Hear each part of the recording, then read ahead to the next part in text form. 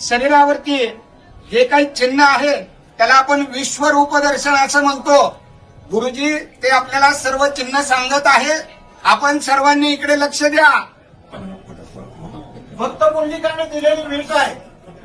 ही विट आहे, त्या विटेवरती देव उभा आहे. मुक्तकेशी नावाची दासी होती, त्या रूपाने नाजूक होत्या. त्यांना नाजूक असलेल्याचा गर्व होता. ज्यावेळेस या ठिकाणी देवाच्या दर्शनाला आले त्यावेळेस त्यांच्या मनामध्ये असा भाव निर्माण झाला की मी देवाच्या पायावरती डोकं कसं टेकवलं. त्यांनी देवाच्या पायावरती दर्शन न घेता करंगळी शेजाचं बोट या ठिकाणी लावलेलं आहे. डाव्या पायाला या ठिकाणी बोट उठलेलं आहे आणि त्यांचा गर्भधारण झालेला आहे. ही कृष्ण अवतारातील गुरुराखाची काठी आहे. पितांबराचा सोगा आहे. डाव्या हातामध्ये शंख आहे, उजव्या हातामध्ये कमल पुष्प आहे. कमरेला वासने वेलाचा कळतोडा, अर्धांगी रुक्मिणी मातेला बसण्यासाठी दिलेली जागा आहे. ब्रह्मदेवाचे जन्मस्थान नाभी कमल, भृगुर्षीने लात मारली मुकुलांचल. गळ्यामध्ये कस्तूप मणी आहे. मकराकार कुंडले आहेत. शिवाकार मस्तक आहे.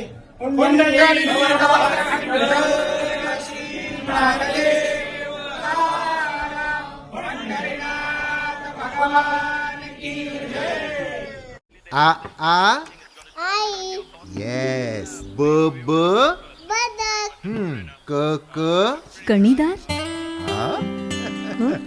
ख ख खमंग ग ग गोकुळ तू हा